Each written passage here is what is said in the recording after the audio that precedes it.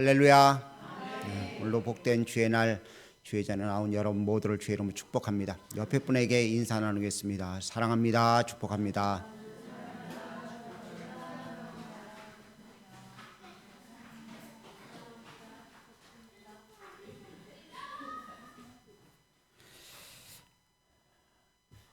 우리나라 물가 상승률이 5%를 넘어섰다고 합니다. 다 힘들고 어렵다고 말들을 합니다. 근데 아르헨티나는요, 물가 상승률이 98%가 넘는데요.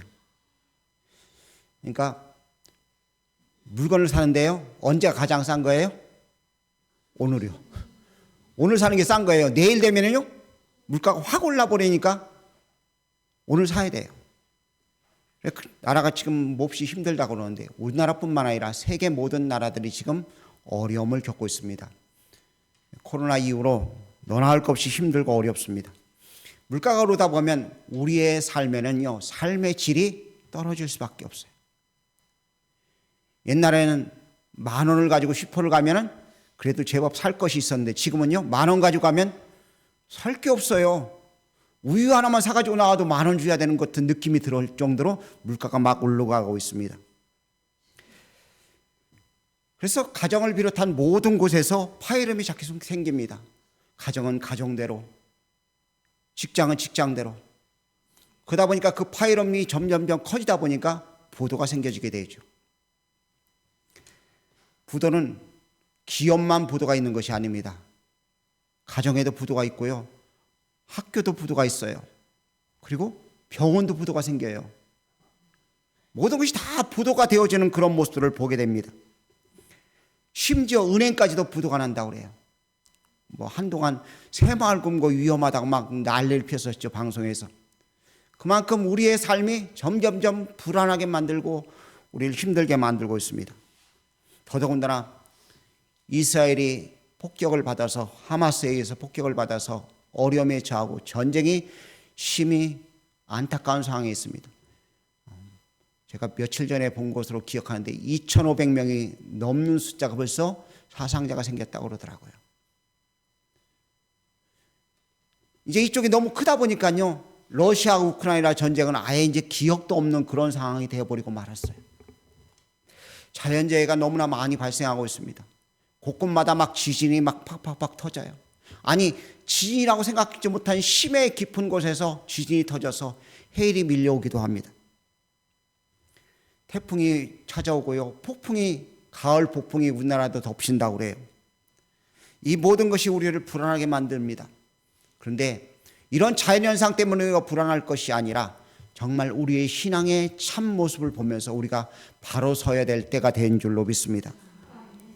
마가복음 4장의 말씀을 보면은 예수님께서 어느 날 배에 올라타셔서 피곤하셔서 주무시고 계셨습니다. 근데 그 배에 풍랑이 치기 시작합니다. 제자들은 바다에서 자라난 사람들입니다.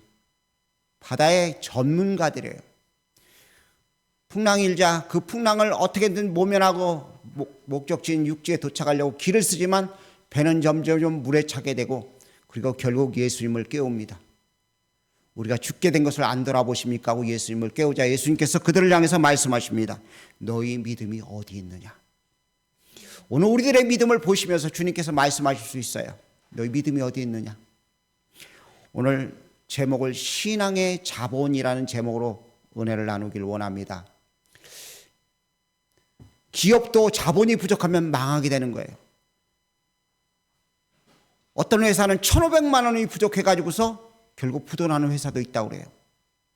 1,500만 원, 기업에서 1,500만 원 아무것도 아닌데 그것이 부족해서 무너지는 것처럼요. 우리의 신앙의 자본이 부족해서 우리가 신앙에 파산한다면 이건 참으로 안타까운 일입니다.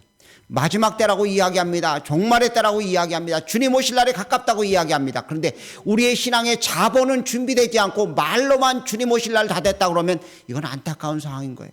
여러분과 제가 신앙의 자본을 축적할 수 있는 귀한 자들 되어줄 수 있길 주의 이름으로 부탁을 드립니다. 적금을 드시죠.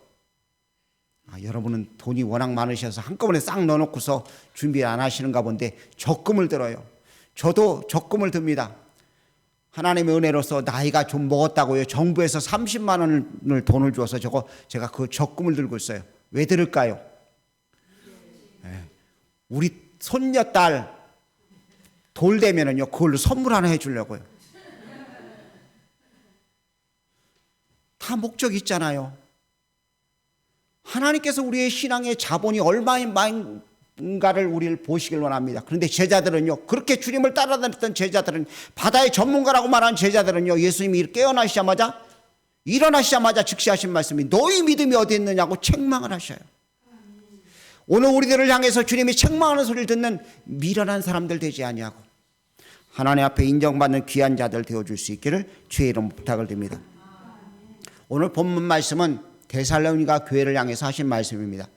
성경에 많은 교회들이 있습니다. 근데 그 교회들 가운데 데살로니가 교회를 향해서 믿음의 본이 되는 교회, 믿음의 자본이 있는 교회라고, 신앙의 자본이 있는 교회라고 지금 칭찬하시고 있는 모습을 볼 수 있어요. 오늘 우리들이 그런 칭찬을 듣는 귀한 교회가 되어줄 수 있기를 간절히 원합니다. 교회가 크고 작은 것이 문제가 아닙니다. 데살로니가 교회는 큰 교회가 아닙니다. 그런데 작은 교회임에도 불구하고 모든 교회들보다 칭찬받는 교회가 되었던 것처럼 몸된 여러분과 제가 정말 칭찬 듣는 그런 사람들이 되어줄 수 있기를 간절히 원합니다. 사도 바울이 AD 50년경에 데살로니가에 가서 복음을 전합니다. 그리고 3주 동안 회당에서 말씀을 전합니다. 근데 3주 동안 복음을 전하다 보니까요, 유대인들의 믿는 사람들은 얼마 되지 않는데 이방인들이 그 말씀을 듣고 신기하게 여겨서 주님 앞에 돌아오는 사람들이 많아지고, 예수님이 하나님의 아들이십니다는 귀한 고백, 나를 위해 십자가에 죽으셨습니다는 귀한 고백, 나를 위해 부활하셨습니다는 귀한 고백들이 저들은 이방인의 입에 통해서 막 나타나기 시작하자 유대인들이 시기하기 시작합니다. 그리고 선교를 방해합니다. 그래서 할 수 없이 베레아로 피신하게 됩니다. 이 베레아는 데살로니가로부터 약 75km 떨어진 그런 지역입니다. 75km 하면 감이 잘 안 오지요. 여기서부터 서서울 톨게이트까지가 거의 75km 정도 됩니다. 그러니까 굉장히 먼 거리예요. 지금 차 타면 1시간이면 가는 거리지만 그때는요, 75km를 가려면 이틀 이상이 걸려야 돼요. 근데 그곳까지 쫓아와가지고 복음 전한 것을 방해했어요. 그리고 할 수 없어서 그곳에서 아덴, 지금의 아테네로 사역지를 사도 바울이 옮깁니다. 핍박이 찾아왔습니다. 근데 든든하게 서는 교회가 되었고 사도 바울이 칭찬을 합니다. 아시아와 모든 지역에 믿음의 본이 되었다고, 신앙의 자본이 있어서 모든 사람 앞에 온전한 모습으로 서는 그런 축복된 교회라고 이야기를 하는 모습을 봅니다. 신앙의 기초가 튼튼했기 때문에 그런 것입니다. 오늘 여러분과 저에게도 동일하게 신앙의 기초가 튼튼한 하나님의 사람들 되어줄 수 있기를 주의 이름으로 간절히 부탁을 드립니다. 성경은 말씀합니다. 믿음으로 하지 아니한 모든 것은 죄라고. 근데 우리는 믿음으로 하는 것보다는요, 그냥 생활 습관에 의해서 그동안 살아왔던 삶의 여러 가지 모양새에 의해서 우리가 살아갈 때가 너무나 많습니다. 우리의 믿음, 우리의 신앙의 자본은요, 주님이 인정하시는 것이 되어야 될 줄로 믿습니다. 그래서 주 앞에 서는 그날 너희 믿음을 내가 보았다고 말씀하시는 은혜, 주의 축복들을 누리는 여러분과 제가 되어줄 수 있기를 주의 이름 부탁을 드립니다. 환경과 관계없는 신앙, 환경을 넉넉히 이기는 신앙, 신앙을 지키고 하나님께 영광 돌리는 복된 자들이 되어야 될 줄로 믿습니다. 자, 그렇다면 우리가 소유해야 될, 우리들이 가져야 될 자본이 무엇이 있을까요? 어느 분이 그렇게 이야기하더라고요. 한 사람의 자녀를 대학교 졸업할 때까지 들어가는 비용이 약 2억 5천이 든대요. 그러니까 어려서부터 대학교를 졸업할 때까지. 그리고 둘이면 얼마가 돼요? 5억이 됩니다. 노후들 걱정하는데 5억 준비해 놓으신 분 계세요?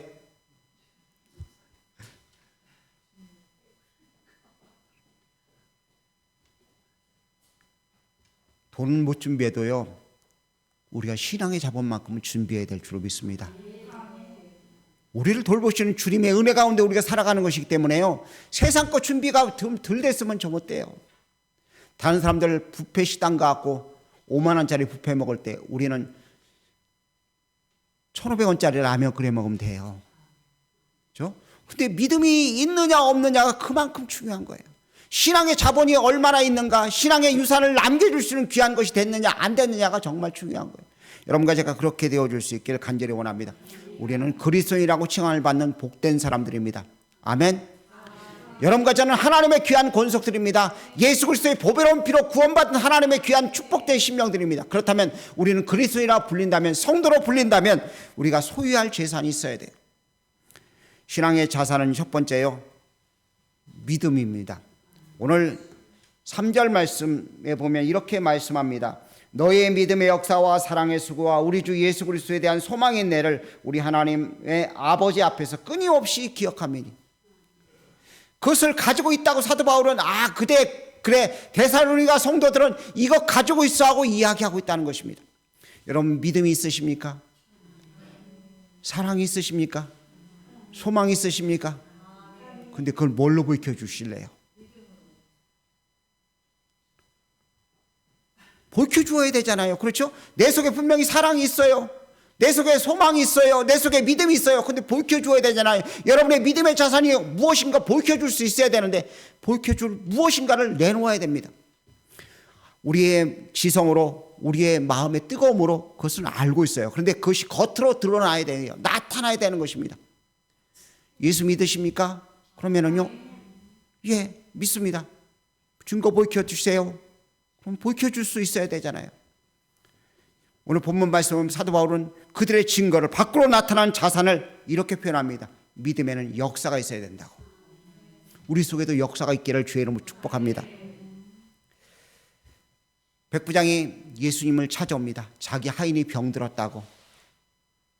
근데 예수님을 찾아서 와보니까요, 이게 아니에요. 그래서 사람들을 보내가지고 또 예수님께 말씀합니다. 주님, 내가 주님 우리 찾아가는 것도 죄송스럽고 주님이 내게 오시는 것도 부담스러우니까 차라리 말씀만 하십시오. 그때 예수님께서 그를 향해서 내가 이스라엘 가운데 이만한 믿음을 만나보지 못했다고 말씀하십니다. 겉으로 드러났잖아요. 오늘 우리들의 믿음이 겉으로 드러날 수 있기를 주의 이름으로 축복합니다. 역사가 나타나기를 주의 이름으로 축복합니다. 믿는다고 하면서 믿음의 표적이 전혀 안 나타난다면 문제가 있는 것이죠. 야고보서의 말씀을 보면은요, 너희들은 믿음이 있다고 이야기하는데 나는 행함으로 보이겠다고 이야기합니다. 오늘 우리 속에 주님이 주시는 귀한 믿음이 겉으로 드러나는 역사가 있기를 주의 이름으로 간절히 부탁을 드립니다. 12의 혈루증을 앓던 여자가 예수님의 뒤로 가가지고 옷자락을 만집니다. 그에게는 믿음이 뭐였어요? 예수님의 옷자락만 만져도 병이 나을 것이라는 믿음이 있었어요. 그래서 그가 움직입니다. 어떻게 해요? 예수님의 옷자락을 잡았어요. 오늘 우리들 속에도 그런 역사가 있기를 간절히 원합니다. 믿음의 역사가 있어서 우리의 문제, 우리의 고민, 우리의 괴로움들이 다 해결되어지는 축복을 누려야 될 줄 압니다. 성경책만 들고 교회를 왔다 갔다 하는 그런 수준 말고요, 정말 마지막 때고 주님이 인정하시는 믿음이 되기 위해서는 믿음의 역사를 보여줄 수 있어야 될 줄로 믿습니다. 두 번째는 사랑에는요, 겉으로 나는 증거가 수고예요.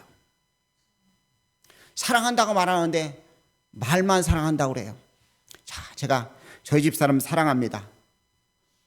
아멘들 아무도 안 하네. 우리 집 사람도 아멘 안 하네. 그러면은요, 사랑한다고 말하면은요, 설거지거리가 산더미 같이 쌓여있어요. 그럼 뭐 하면 돼요? 뭐 하라고요? 이 남자가 어떻게 창피하게 설거지에 물에 손을 넣습니까? 예. 사랑의 증거를 보여주는 거예요. 우리가 사랑한다고 말하면서 수고하려고 하잖아요. 오늘 아침 일찌감치 우리 딸내미한테서 카톡이 왔어요. 영상이 떴어요. 근데 무슨 영상이 떴는가 가만히 보니까요, 자기 애 대변 보는 거 띄웠더라고요. 그게 별거라고요. 근데 신나가지고 다 넣었어 그러면서 영상을 띄웠어요. 왜 그래요? 냄새 나잖아요. 치워야 되잖아요. 그런데요, 사랑하니까 수고하는 거예요. 오늘 우리들 속에 사랑의 귀한 모습이 우리 속에 있다면 수고해야 돼요. 다른 사람들 다 하는데요, 괜히 뺀질거리면서 나는 사랑한다고, 사랑이 참 많다고, 내가 당신 사랑하는 거 아시지 않느냐고, 그럼 입으로만 하면 무슨 소용이 있어요? 수고가 있어야 되는 것입니다. 하나님은 이 땅에 우리를 사랑하신다는 증거로 독생하신 예수님을 이 땅에 보내신 거예요. 수고하셨어요. 희생하셨어요. 자기 몸을 희생물로 주셔서 우리를 위해 십자가에 못 박히게 하시고 우리를 위해 고난을 받으신 거예요. 사랑하는 성도 여러분, 우리는 수고할 수 있는 사람이 되어줄 수 있기를 간절히 원합니다. 어느 날 바리새인들이 예수님을 찾아와서 질문합니다. 예수님께서 한 가지 비유를 말씀하시죠. 사마리아인의 비유입니다. 어느 사람이 길을 가다가 강도를 만났다.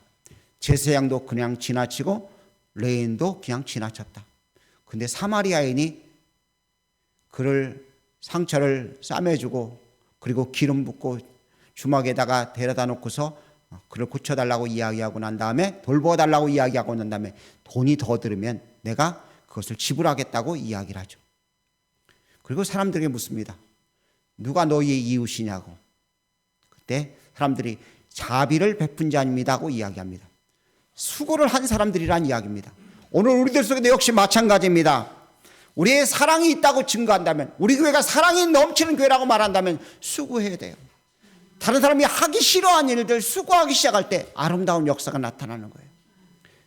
지난 주간에 목사님이 한 분이 오셔서 우리 교회 예배당 앞에 등을 달아주셨어요. 문산 써오셨어요.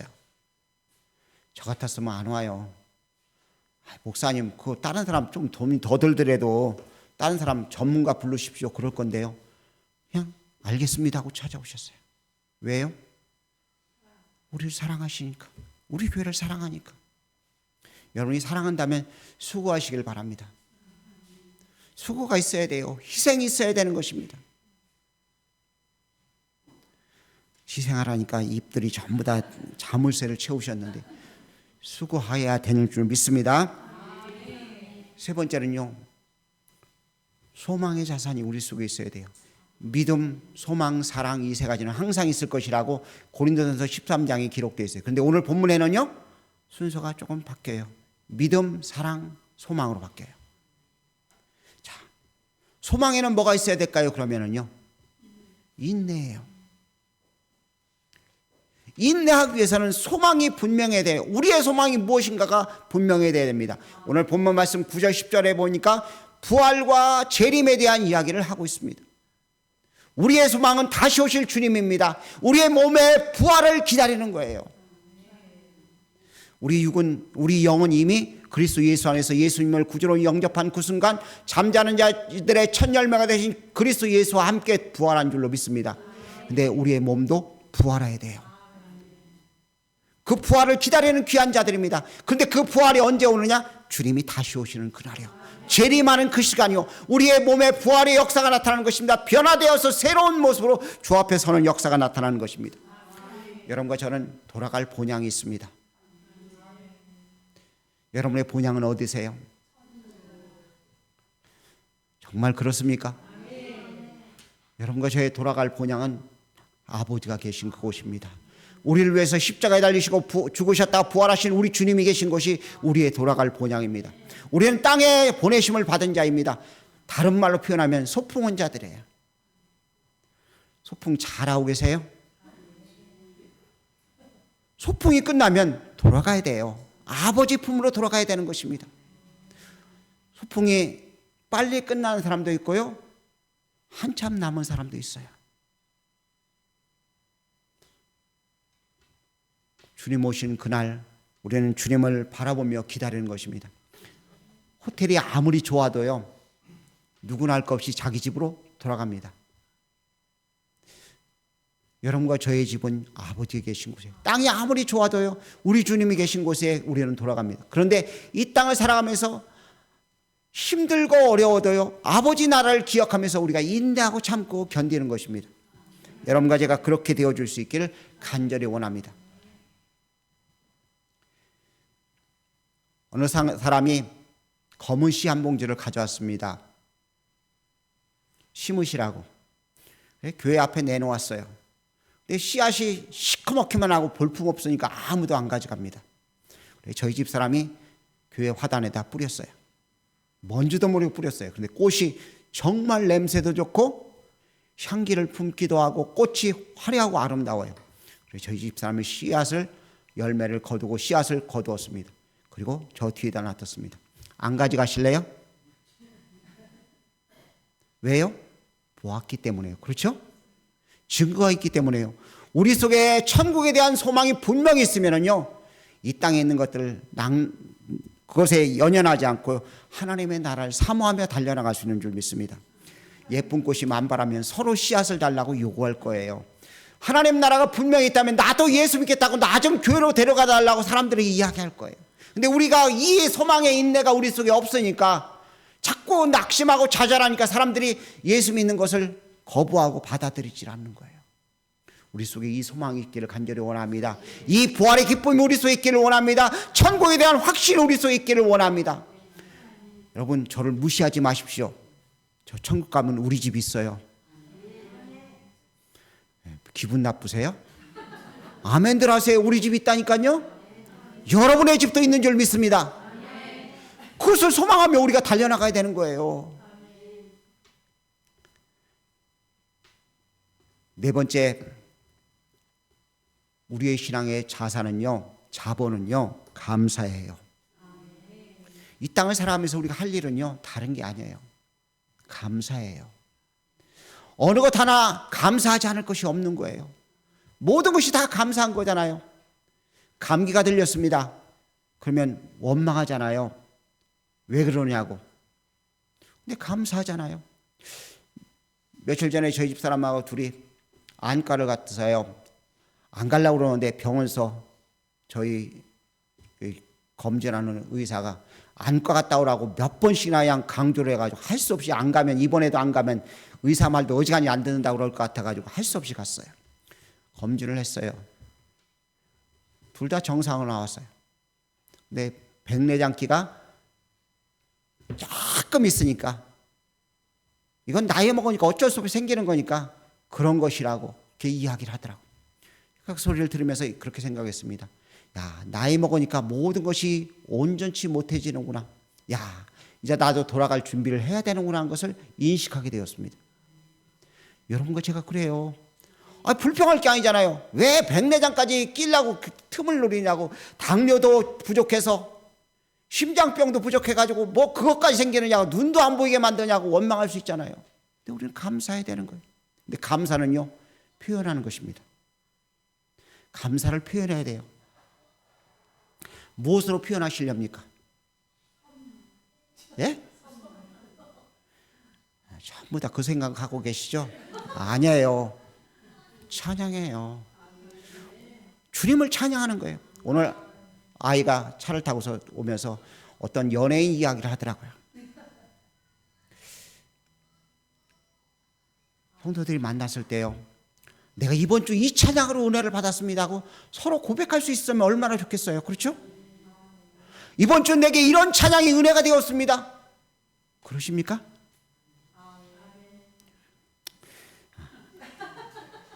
그래야 돼요. 그렇죠? 주님 앞에 감사하다면 우리가 올려드릴 것은 찬양밖에 없잖아요. 돈도 안 드는 거잖아요. 그런데 찬양은요, 교회 예배당 나와서만 불러요. 평상시에 찬양하며 기뻐하며 즐거워야 되는데, 찬송을 틀어놓고 살아야 되는데 세상 유행가는 귀에 닳고 달아요. 이명웅의 노래는요, 빤질나게 들어요.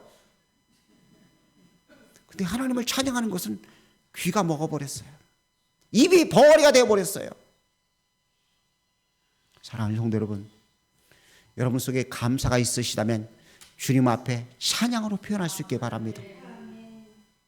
찬송이 우리 속에 늘 넘치게 되면 모든 일이 기뻐할 수밖에 없는 좋은 일이 생길 것입니다. 찬양이 있는 사람은요, 낙심하지 않아요.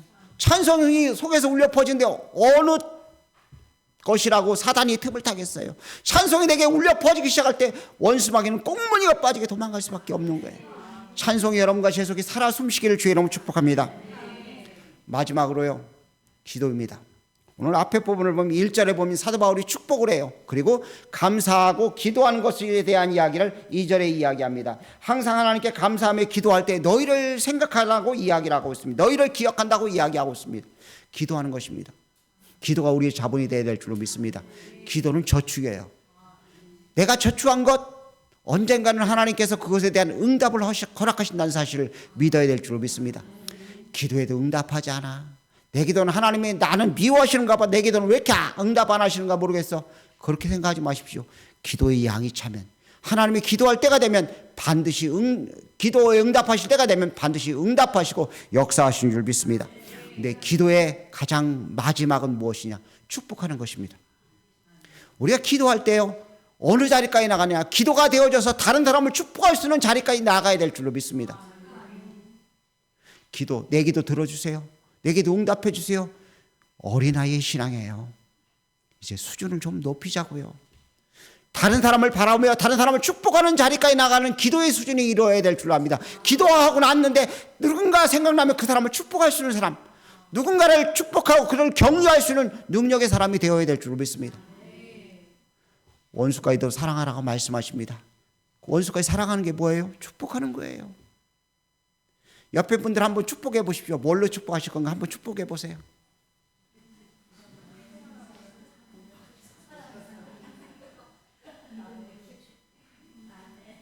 기도가 쌓여지면요, 축복이 저절로 튀어져 나가는 거예요. 제가 여러분에게 맨날 책망하는 소리만 한다고 한번 가정해 보십시오. 얼마나 교회 오기가 싫겠어요. 그런데 제가 하나님의 은혜 가운데 풍성해져 가지고요, 은혜가 넘쳐 가지고요, 내가 던지는 말마다 여러분이 축복의 소리로 들어지면은요, 얼마나 신나겠어요. 야, 이번 주도 얼마나 내게 축복의 소리를 부어주실까 기뻐하며 오지 않겠어요?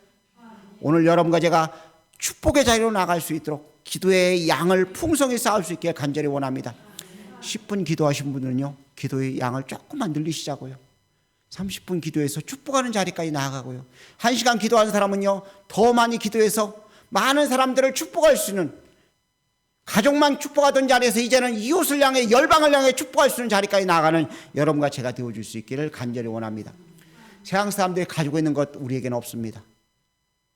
그러나 세상 모든 사람이 부러워할 자산을 우리가 가져야 될 줄로 믿습니다. 그것은 다른 것이 아니에요. 믿음과 소망과 사랑과 그리고 감사와 기도입니다. 이것이 우리 속에 넘치는 하나님의 사람들 모두가 되어줄 수 있기를 주의 이름으로 축복합니다. 기도하겠습니다. 사랑해 주님 감사합니다. 이 시간 주의 귀한 이름으로 저희들 주 앞에 온전한 자산을 갖기를 원합니다. 세상 사람들이 가지고 있는 자산이 우리에게는 좀 부족할지라도 주님이 우리에게 허락하신 믿음의 자산, 신앙의 자산이 우리에게 넘치기를 원하오니 은혜를 더해 주시옵소서. 믿음에는 역사가 있게 하시고 사랑에는 수고가 있게 하시며 소망에는 인내가 넘치게 도와주옵시며 감사를 표현하는 자들 되어지게 하사 찬양케 하시며 하나님의 은혜 가운데 기도로서 다른 사람을 축복하는 자들 되도록 은혜를 더하여 주시옵소서. 주께서 함께 하심을 믿사옵고 사랑이신 예수 그리스도의 귀하신 이름으로 기도 올려옵나이다. 아멘.